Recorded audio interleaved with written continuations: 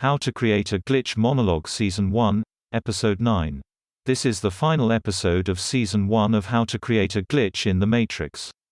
In this episode, I'll be touching on a few topics, but I'll also be introducing an entirely new topic, which will be the subject matter of Season 2 of How to Create a Glitch in the Matrix.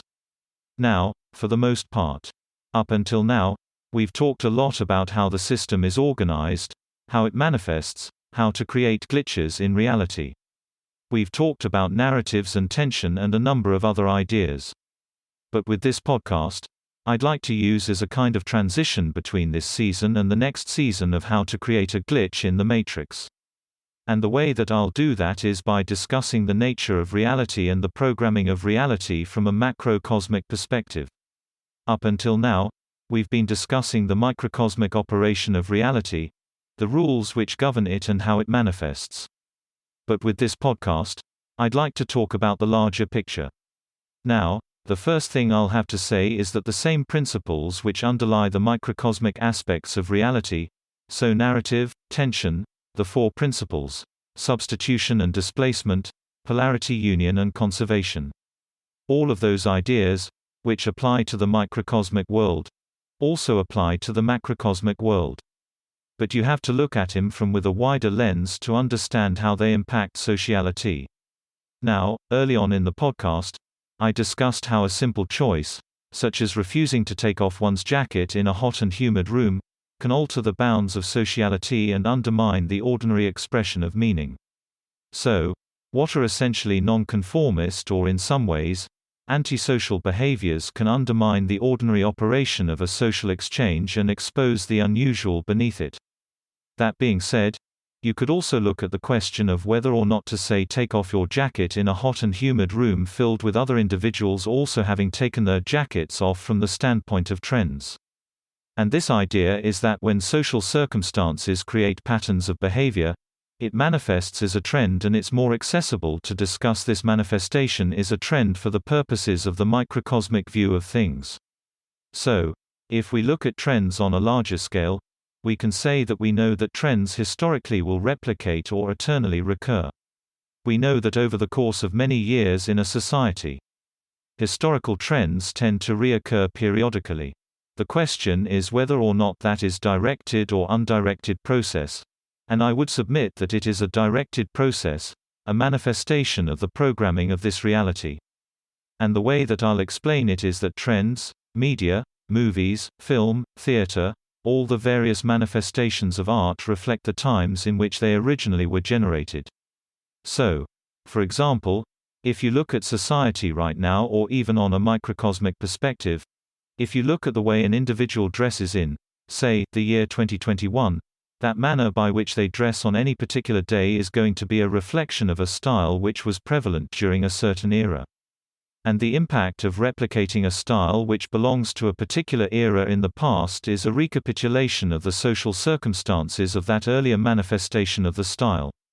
So effectively, what I'm saying is individuals are calibrated by anchored emotional memories, which are embedded in the unified mind of the consensus reality.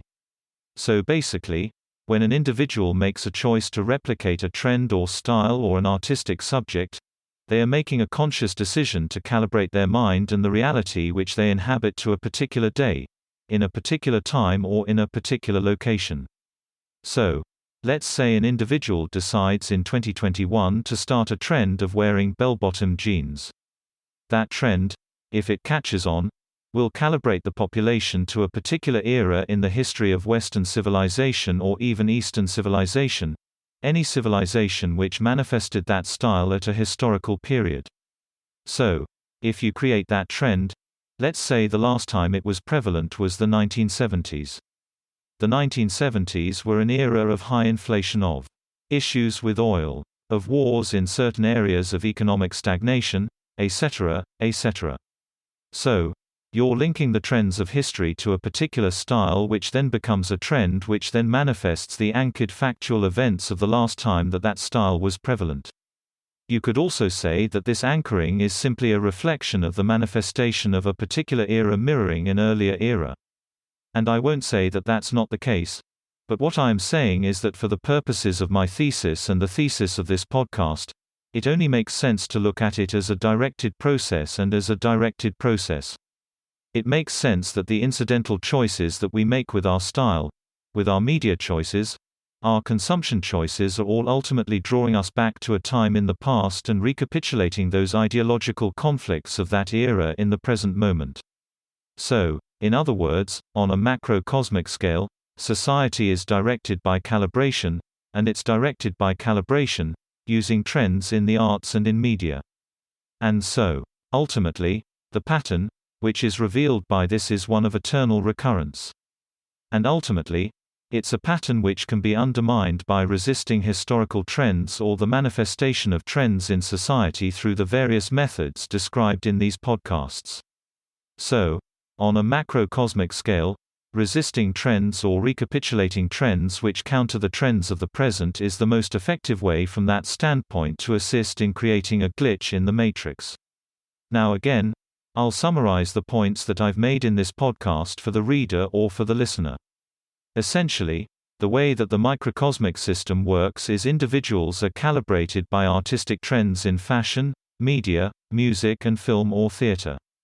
Individuals replicate styles of status figures, and those styles are ultimately calibrated by a particular emotional era or era in history corresponding to certain ideological struggles or economic circumstances or historical behavior. So, these patterns ultimately recur through the calibration of styles and media in the public theater. Anyway, that's the end of this podcast. Thank you for listening. Bye.